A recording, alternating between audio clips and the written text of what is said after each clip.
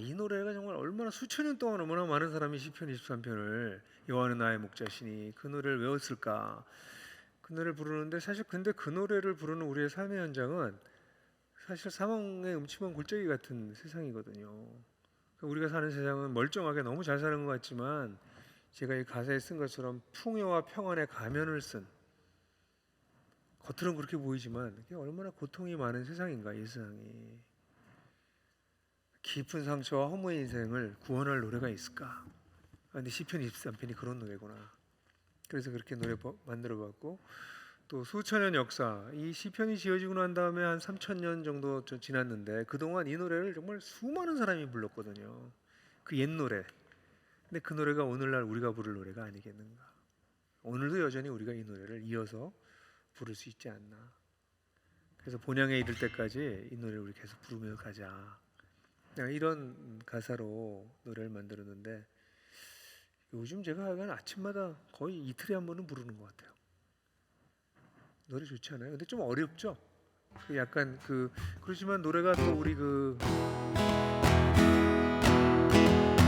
이런 우리 가락으로 해서 또 그런 면에서도 전 좋아하는 노래여서 다시 한번 해볼까요? 가사 처음에 부를 때는 좀 허겁지겁 부르셨을 텐데 두 번째는 조금 가사 생각하면서 풍요와 평안의 가면을 쓴 이 소통의 세상에서 깊은 상처와 허무의 인생을 구원할 노래 있나.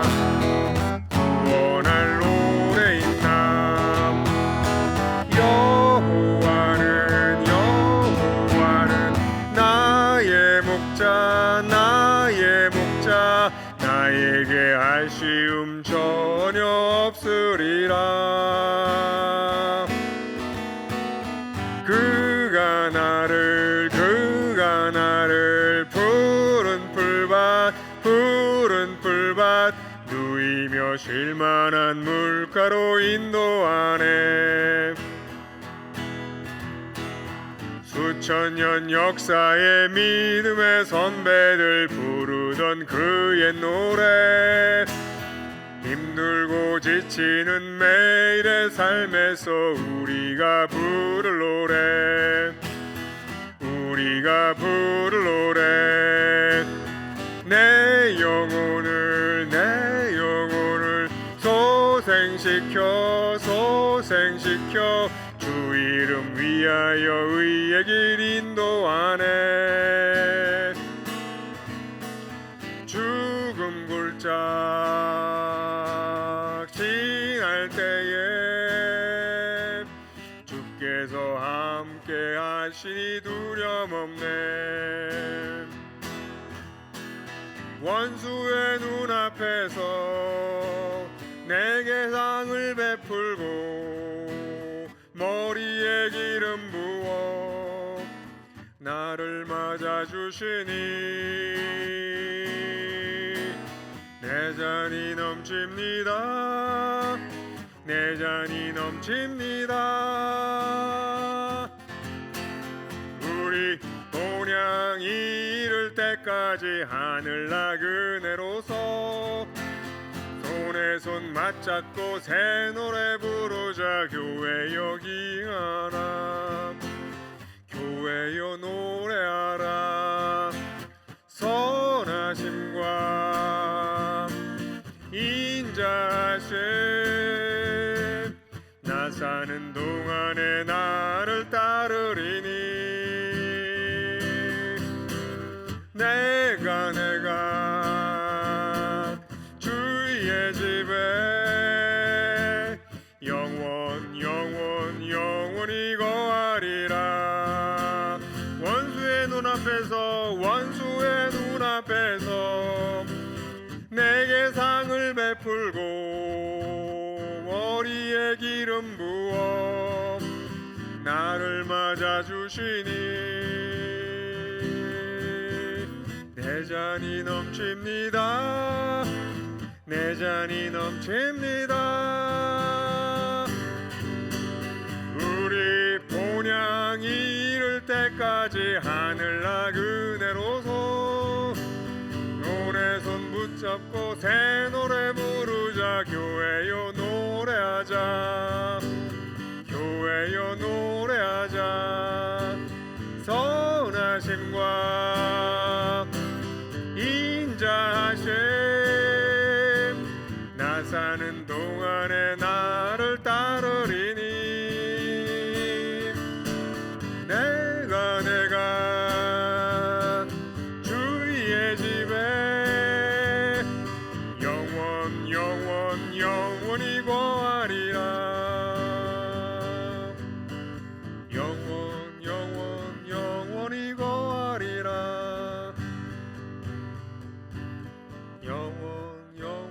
영원히 거하리라.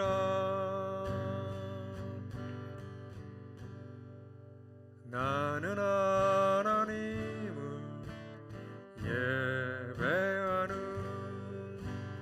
예배자입니다.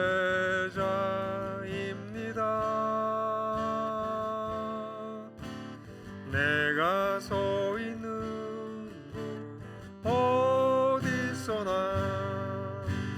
하나님을 예배합니다.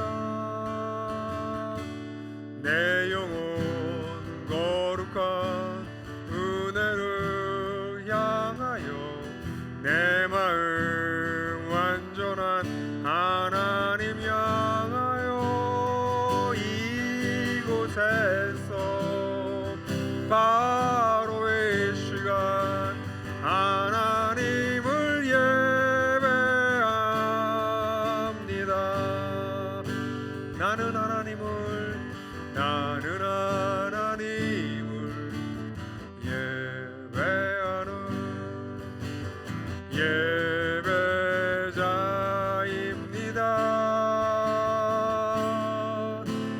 내가 서 있는 곳 어디서나 하나님을 예배합니다. 내 영혼 거룩한 은혜를 향하여 내 마음 완전한 하나님 향하여 이곳에서 바로 이 시간 하나님을 예배합니다. 이곳에서 바로 이 시간 하나님을 예배합니다. 이곳에서 바로 이 시간 이곳에서 바로 이 시간 하나님을 바라봅니다. 하나님을 바라봅니다.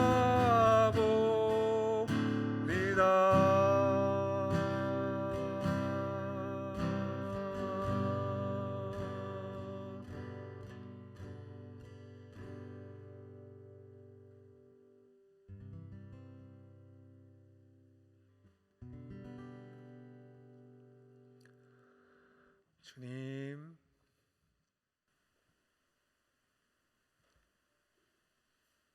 정신없는 세상살이 허겁지겁 하루 일과를 살아내기도 어려운 직장생활 속에서 멈추어 서서 하나님을 바라볼 수 있는 이 특권을, 이 은혜의 자리를 허락하여 주셔서 감사합니다. 짧은 시간이지만 우리의 갈급한 영혼을 주여 주의 말씀으로 채워주시고 이 정신없는 세상에서 정신 바짝 차리고 살 수 있는 힘과 지혜를 오늘도 우리 사랑하는 정리민들에게 허락하여 주시옵소서. 예수 그리스도의 이름으로 기도했습니다. 아멘.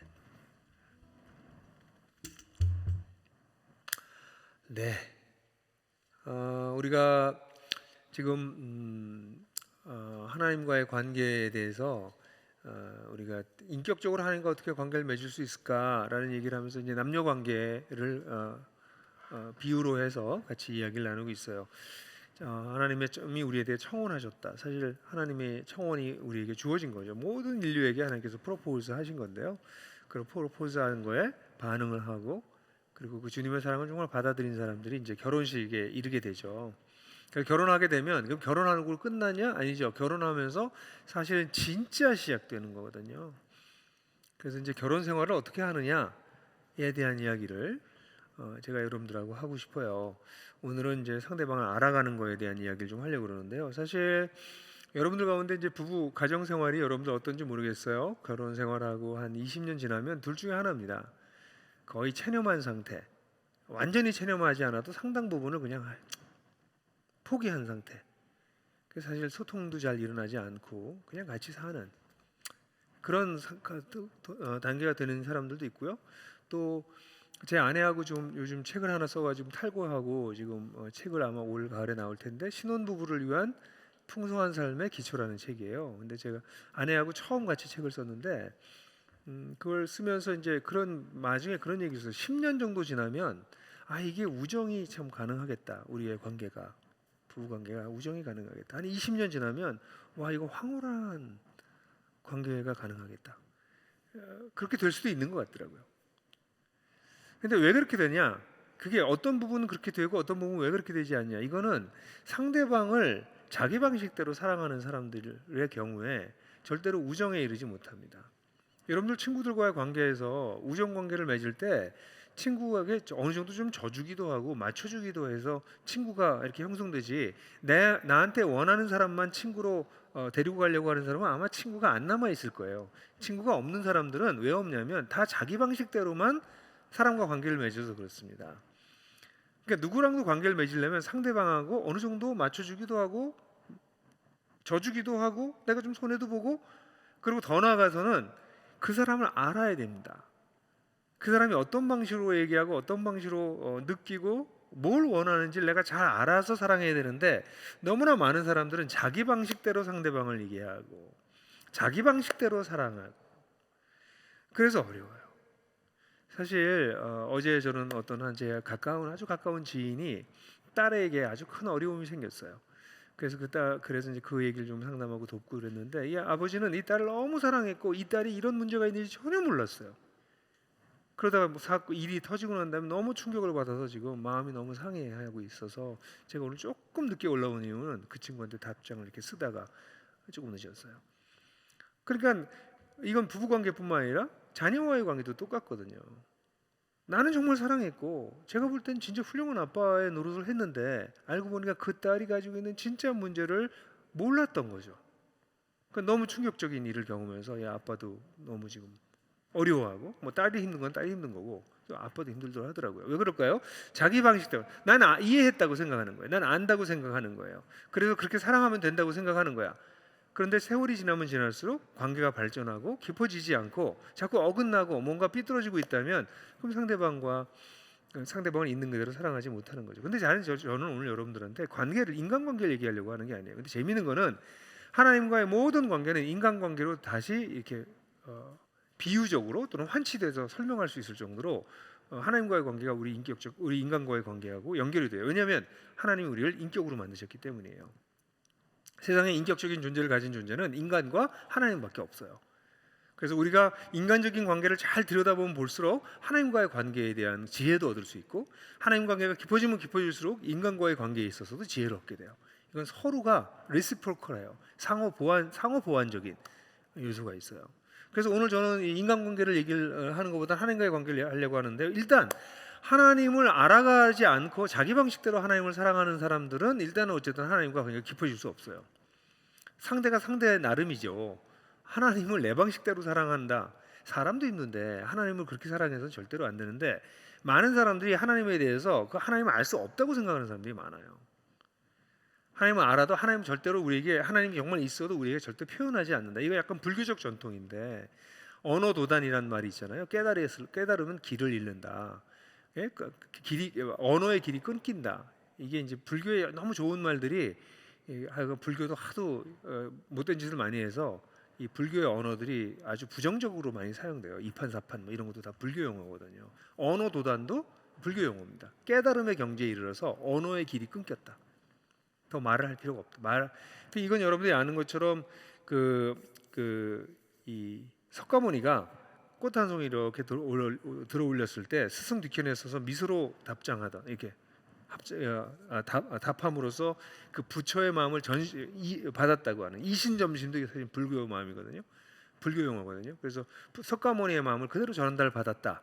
그래서 깨달음에 이르렀다고 하는 마하가섭이라고 하는 불교에는 이제 베드로 같은 예수님의 베드로 같은 제자가 마하가섭인데 그 사람이 그렇게 깨달았다는 거예요. 말도 없이 그냥 이렇게 꽃을 들었을 때 그걸 딱 미소를 서로 지르면서 진리가 쫙 전달됐다는. 이제 하나님 신이 만약에 그런 식으로 언어로 표현할 수 없고 알 수 없다 우리는 우리의 지식으로는 알 수 없다. 그러면 사실 하나님과 관계를 맺는 것은 정말 그냥 신비한 것이고 우리 쪽에서 할 수 있는 게 별로 없어요. 그 깨달음에 올 때까지 불교처럼 정진을 하든지 그 방법밖에 없죠. 또는 근데 이제 다행히도 우리 저는 이 기독교인으로서 정말 이거 다행이라고 생각해요. 내가 믿는 하나님이 그런 하나님, 내가 정말 용맹정진을 해야 겨우 알똥말똥한 하나님이 아니신 게 너무 다행이에요. 근데 많은 사람들은 놀랍게도 그리스도인인데도 불구하고 하나님을 알 수 없다고 생각해요. 이걸 실천적 무신론자라고 그래요. 또는 디이즘이라고도 해요. 이신론이라고도 해요. 그러니까 교회 가면 하나님이 있다고 생각하고 예배드릴 때 하나님이 있다고 생각하지만 실제 생활에서는 하나님이 있다고 생각하지 않아요. 실천적으로는 무신론자랑 똑같아. 디이즘은 이신론이라고 신을 세상을 만들어 놓고 손 떼었다는 거예요. 시계공이 시계 만들고 태엽 감아 놓고 놔둔 것처럼 인간이 그래서 신은 더 이상 개입하지 않는다. 이게 이신론인데 그게 많은 사람들이 가지고 있는 그리스도인들이 가지고 있는 생각이에요. 그러니까 신이 있어도 나랑 관계 없고 신은 내가 알 수도 없고 실제적인 생활에서는 신은 없는 거예요. 신 없이 사는 거죠. 이럴 경우에 신을 알아갈 도리가 없는 거죠. 이제 두 번째는 아니야 신도 있고 신과 내가 인격적 관계를 맺을 수도 있다고 생각하는지도 모르지만 인격적 관계가 아예 시작되지 않은 사람들이 있어요. 왜냐하면 인격적 관계가 왜 시작되지 않냐면 뭐 여러분하고 저랑도 또 이제 뭐 죄송해요 이런 얘기를 해서 제가 나이도 있고 회사에 직급도 있고 그러니까 여러분들이 저랑 뭐 만나서 밥도 먹고 싶고 놀고 싶고 그런 분들이 많죠. 예, 그러길 바래요. 그렇지만 여러분들이 아무 때나 저랑 밥 먹기엔 좀 쉽지가 않아요. 이게 사회에서도 이게 있잖아요. 그러니까 막 아무 때나 쳐들어와서 밥 먹자 그럴 수는 쉽지 않다는 거죠. 그러니까 저랑 만나시려면 뭐 약속도 해야 되고 시간도 정해야 되고 왜 만나는지도 알아야 되고 그래야 제가 여러분들 만날 거란 말이에요. 이거 죄송해요 이런 예를 들어서. 근데 하나님은 어떨까요? 하나님은 하나님의 방식이 아니고서 만날 수가 없는 분이에요. 어디 감히 하나님을 함부로 만날 수 없어요. 그러니까 하나님이 정하신 하나님의 방식대로 하나님과의 관계가 시작되지 않은 사람은 하나님을 만난다고 얘기하지만 사실은 하나님 모르는 거예요. 만날 수가 없어요. 하나님은 하나님과의 관계가 열릴 수 있는 길을 여셨어요. 그게 청혼하신 거예요. 지난번에 얘기한 것처럼 그 청혼을 통해서 하나님을 받아들이면 하나님과의 관계가 시작될 수 있는 거죠. 그런데 많은 사람들은 이 관계가 시작되지 않았기 때문에 하나님과 인격적 관계가 발전하지 않습니다. 그냥 교회 오래 다니다 보면 뭐 되겠지 그렇게 안 됩니다. 교회 오래 다녀도 인격적 관계가 발전하지는 않습니다. 인격적 관계는 만나서 알아가는 것이에요. 알아가고 있어야 됩니다. 그러니까 뭐 예를 들어서 여러분들 존경하는 살아있는 사람들 중에 존경하는 사람 누가 있으세요? 책으로도 만나고 뭐 영상으로도 만나서 그 사람에 대한 정보를 가질 수 있죠. 우리가 그죠? 근데 그 사람이랑 만나지 않고서는 그 사람과 인격적 관계는 발달하지 않아요. 교회 다니는 사람들이 수많은 사람들이 그래요. 하나님에 대해서 계속 들어요. 하나님에 대한 정보를 계속 들어요. 정보가 쌓여요. 그렇다고 하나님을 아는 건 아니라는 거예요. 여러분 유시민 좋아하세요? 유시민 그 노무현재단 이사장이 뭐 여러 가지 유튜브도 하고 알렐레오도 하고 뭐 여러 가지 하잖아요. 그 유시민 책도 많이 썼고, 그 어떤 사람 유시민에 대해서 너무나 잘 알아. 근데 유시민은 한 번도 못 만나봤다니까. 무슨 얘기인지 아시죠? 하나님과의 관계도 하나님을 잘 알아. 근데 하나님을 몰라요. 만나본 적이 없으니까. 그게 두 번째 케이스입니다.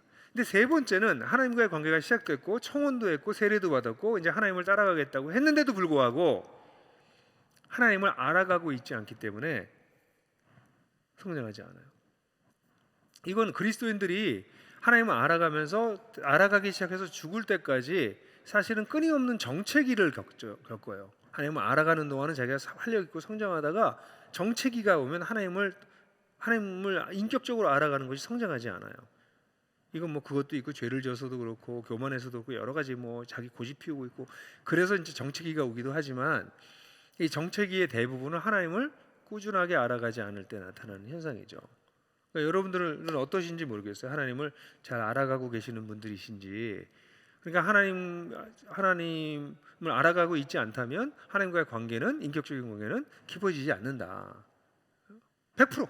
아니 와이프도 그렇잖아요. 아내하고도 남편하고도 10년이 지나고 우정 관계로 발전할 수 있을 것 같은데 20년이 지나니까 야 이거 황홀한 관계가 될 수 있겠는데? 예? 실제 놀랍지 않아요? 저 좀 놀라운 것 같아. 아내가 이제 나이가 이제 50대 넘어가지고 60 다 돼가는 이제 자매인데 이렇게 이쁠까? 객관적으로는 절대로 안 이뻐요. 근데 내 눈엔 너무 이뻐. 그게 신기한 것 같아요. 아니 갑자기 여러분들이 갑자기 저를 이상하게 쳐다보시는데 아니 그게 이제 관계라는 게 발전하면 그렇게 되는 것처럼 하나님과의 관계도 그렇게 된다는 거예요. 그렇게 발전해 나간다는 거예요. 예? 자식과의 관계를 얘기해도 마찬가지고 예를 들 건 많아요, 그죠? 그러면 이제 이 하나님을 이렇게 알아가는 걸 그럼 어떻게 알아갈 건가? 알아갈 수 있는 이유가 있어요. 하나님 우리가 알아갈 수 있어요.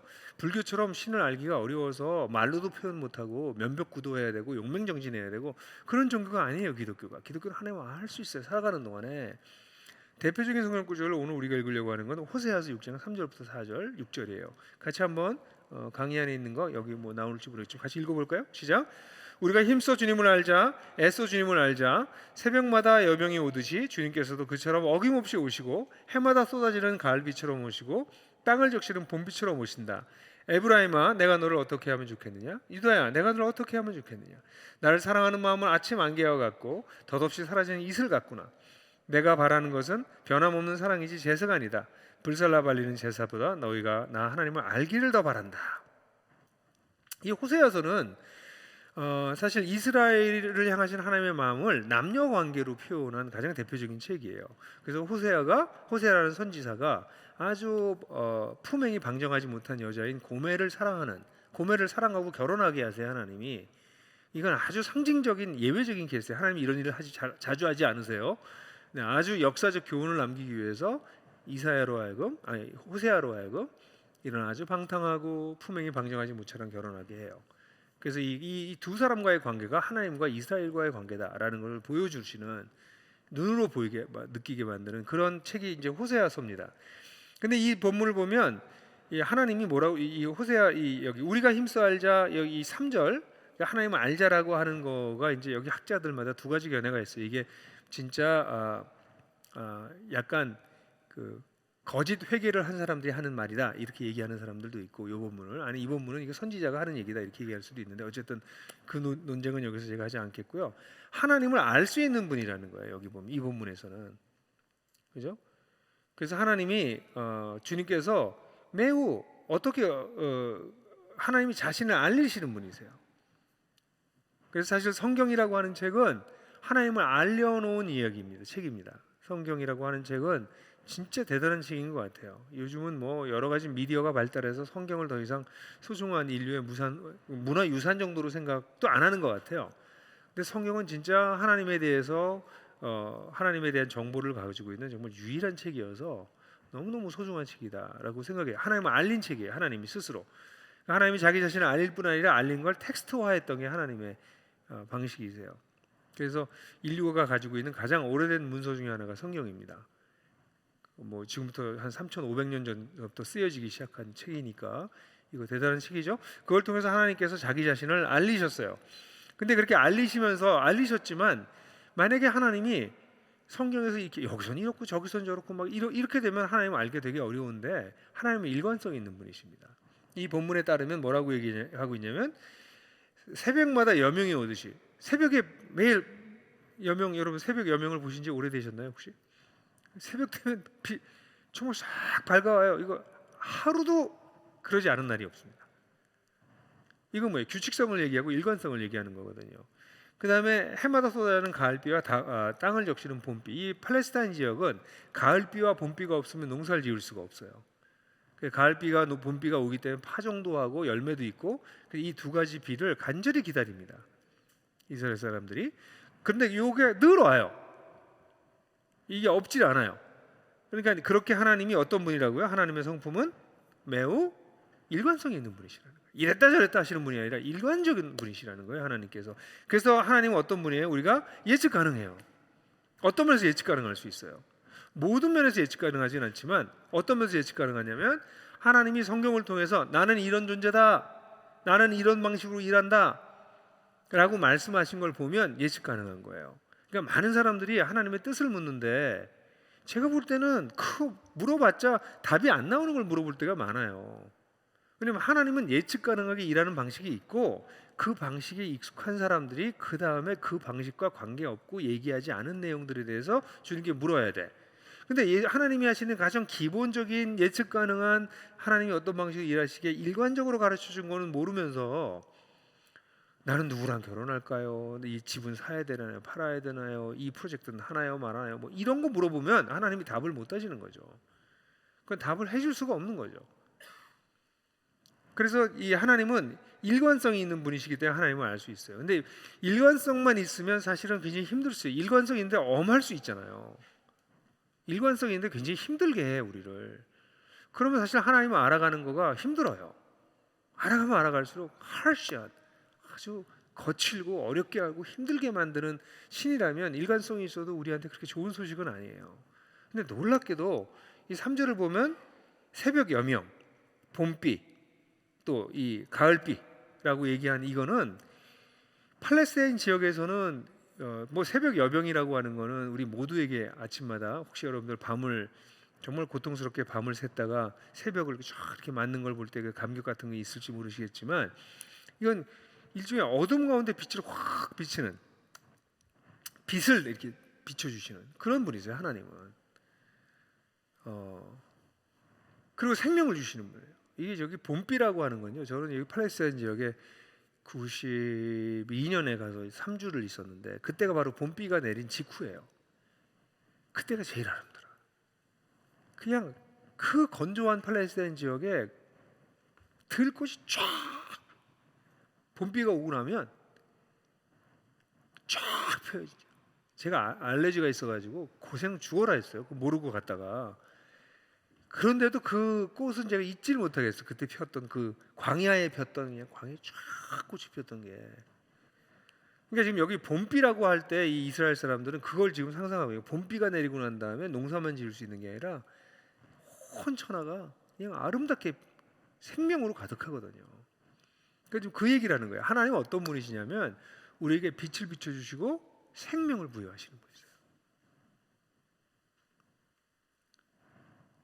그걸 정말 주길 원하시는 분이세요.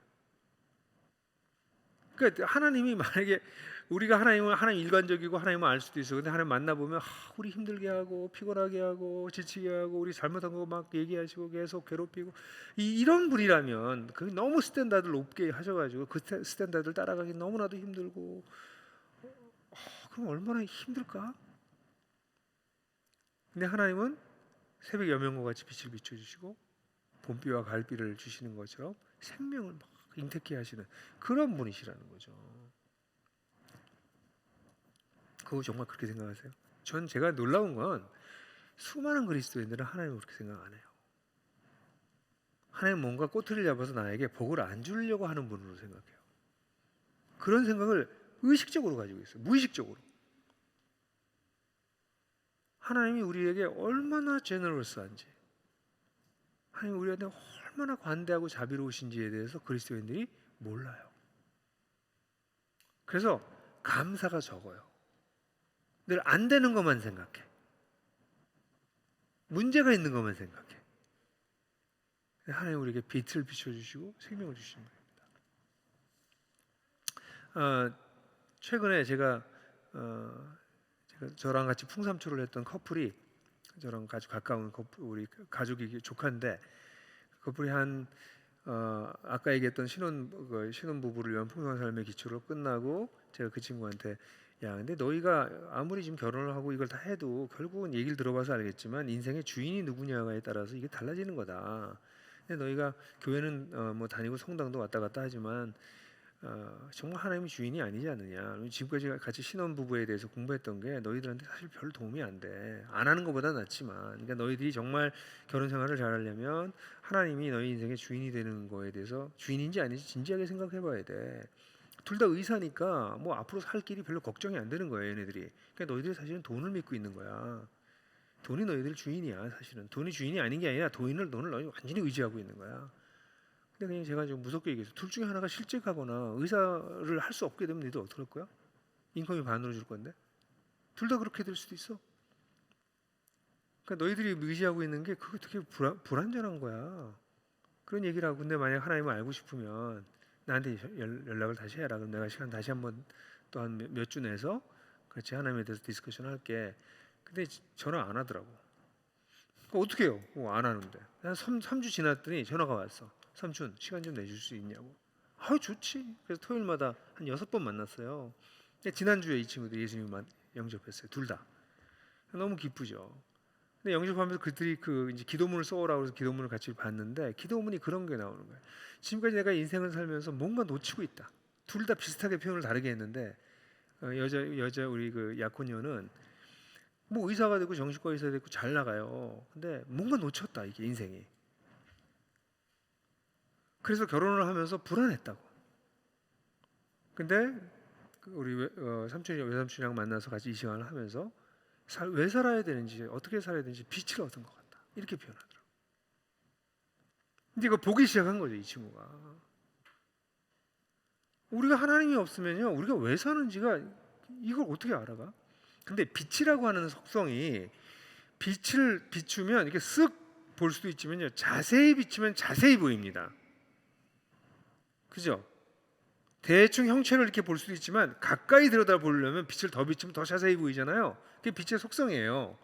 하나님이 우리에게 빛을 한번 훅 비추셔서 이게 인생의 어둠이 아니구나, 빛이 있구나, 그래서 하나님을 따라가는 게 맞구나라고 어슴푸레하게 발견하는 거랑 그 빛이 계속 비춰서 결혼 생활은 이렇게 하는 거구나, 돈은 이렇게 쓰는 거구나, 자녀는 이렇게 키우는 거구나, 인생은 이렇게 나이 들어가는 거구나, 죽음은 이렇게 맞이하게 해야 되는구나, 이거 다 비춰주신다는 거예요. 예? 빛이라는 그런 거예요. 그러니까 빛이라고 하는 걸 그냥 한번 쓱 비고 나는 어둠에서 빛으로 옮겼네, 이렇게 희미하게 하나님을 믿으면서 사는 거 정도가 아니라 자세하게. 생명도 똑같아요. 예수를 믿으면 생명이 우리가 들어와서 지금 죽어도 우린 구원을 받아. 근데 그걸로 끝난 게 아니라는 거예요. 생명이 들어와서 내 죽어 있었던 삶의 모든 영역, 내가 가지고 있었던 내 자신에 대한 잘못된 느낌, 생각, 내 감정을 다루는 것, 분노를 다루는 것, 사람을 다루는 문제, 사람과 관계를 맺는 것, 여기 다 생명력을 불어넣어 주신다는 거예요. 그러니까 옛날엔 사람들이랑 만나면 자꾸 갈등이 생겼는데 시간이 지나면 지날수록 평화를 이루고 팀도 잘 만들어내갈 줄 알고 사람을 이끌어갈 수도 있고, 그러면 사람들이 주변에 와서 그 사람 옆에 있어지고 싶어진다고. 왜냐하면 그 사람이 생명이 있으니까. 그게 예수님이 얘기한 내가 온 것은 양으로 생명을 얻게 하고 더욱 풍성히 얻게 하는. 생명만 얻는 게 아니라 그게 어떻게 된다고요? 풍성하게 얻는다. 근데 이걸 안 믿어? 저는 하나님을 안 믿는 거는 거의 불가능하다고 봐요. 하나님을 잘 몰라서 안 믿는 거지, 알고서는 어떻게 안 믿냐고. 이런 하나님은 우리에게 빛과 생명을 주시는 그런 분이세요. 그래서 그 하나님을 알아가는 것이 우리에게 필요합니다. 그러니까 하나님 우리에게 원하는 게 뭐냐면 6절에 보면 뭐라고 나왔어요? 6절에 보면은 성경에 이제 구체적인 얘기는 내가 원하는 건 제사가 아니다. 이건 종교적 행위를 얘기해요. 그러니까 우린 제사 아무도 안 하잖아요 지금요. 근데 여러분들이 드리는 주일 예배나 또는 온라인 예배나 아침마다 하는 큐티나 지금 드리는 이 예배도 그냥 제사가 될 수 있어요.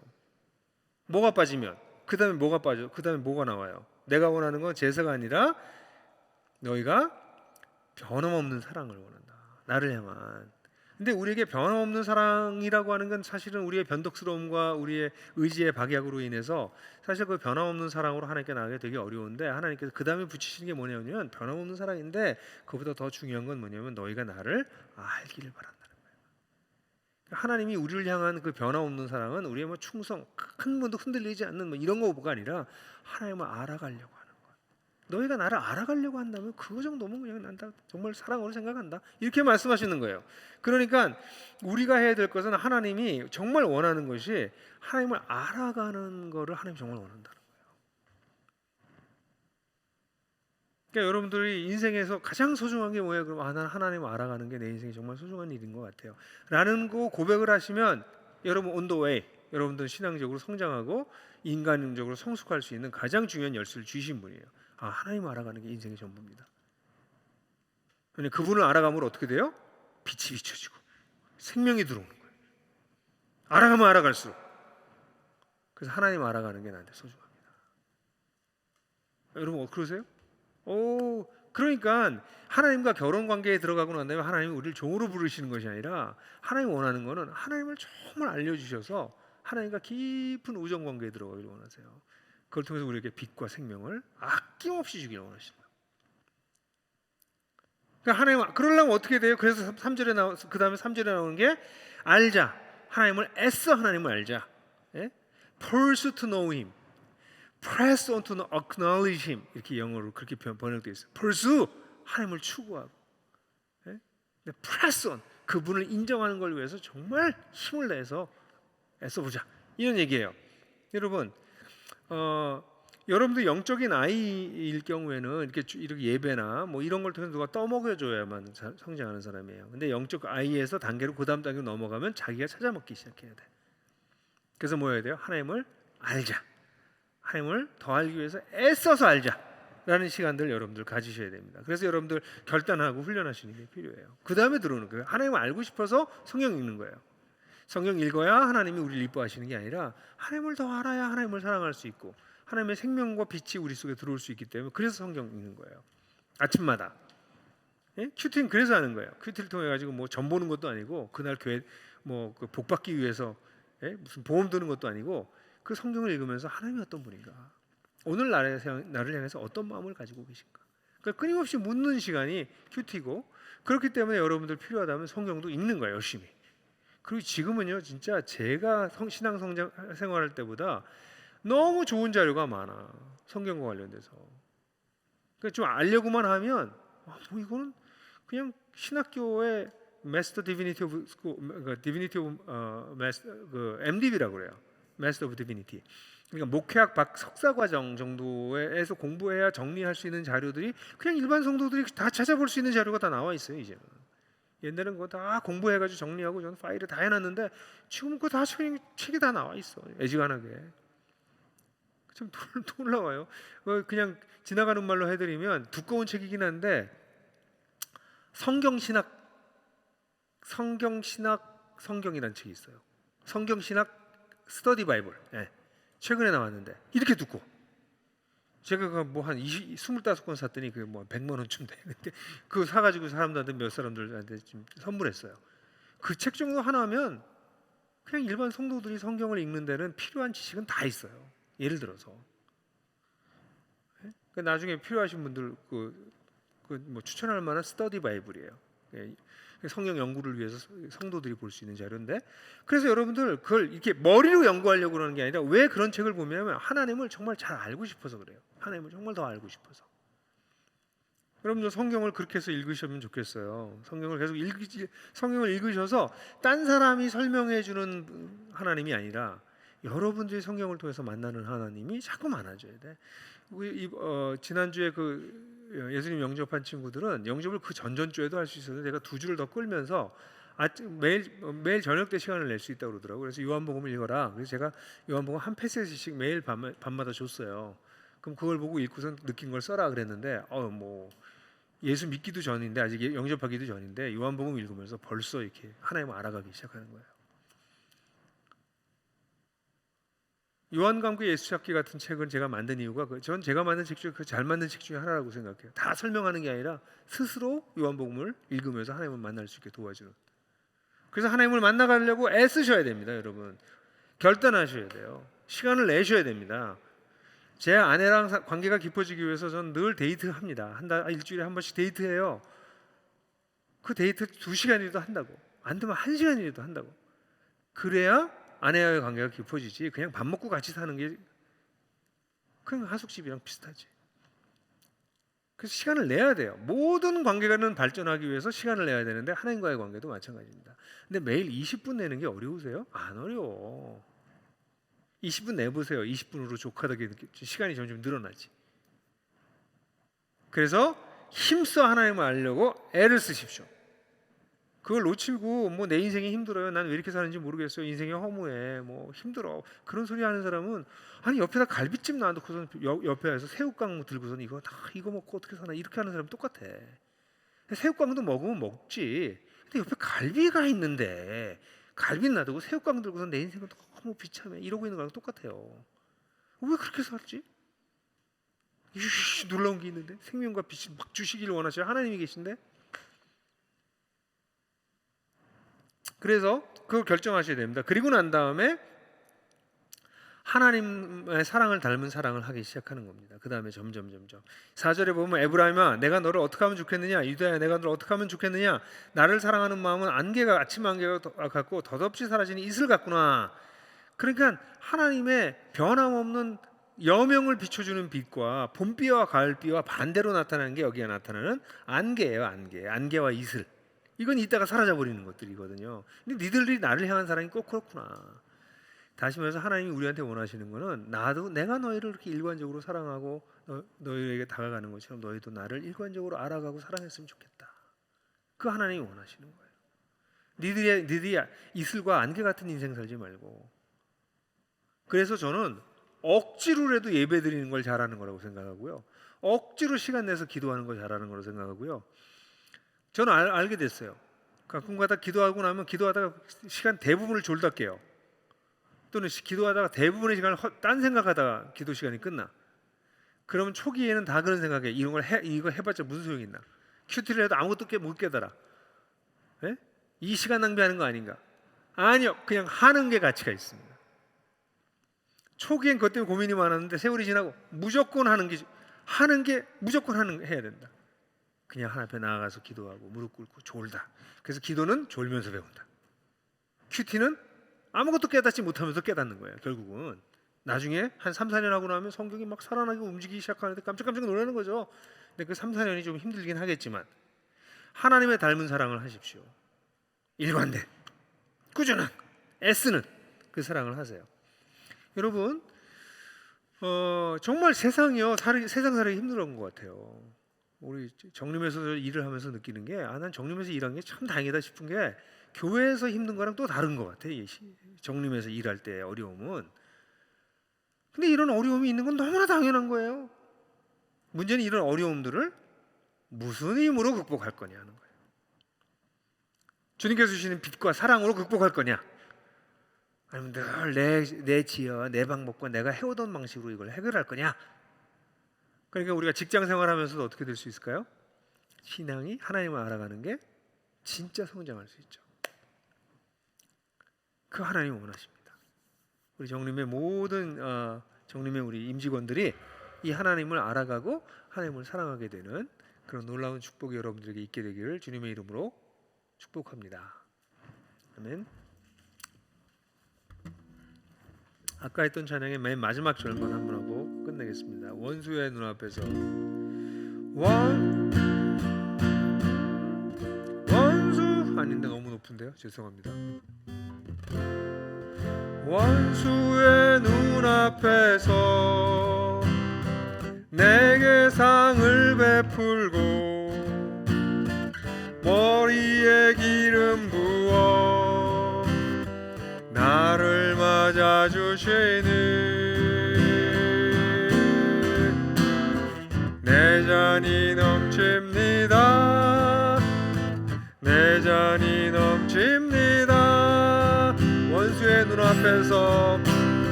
원수의 눈앞에서 내게 상을 베풀고 머리에 기름 부어 나를 맞아주시는 내 잔이 넘칩니다. 내 잔이 넘칩니다. 내 잔이 넘칩니다. 내 잔이 넘칩니다. 내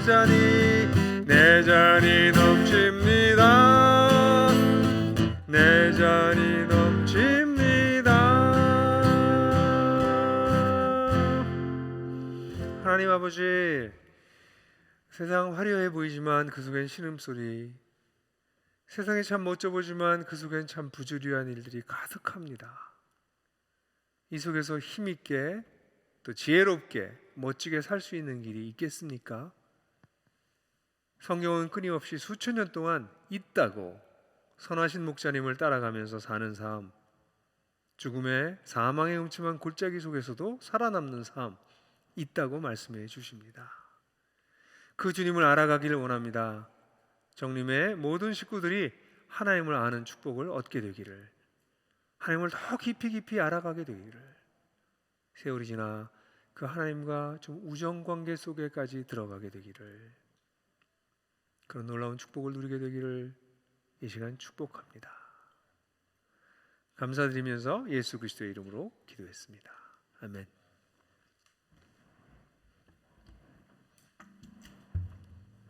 네.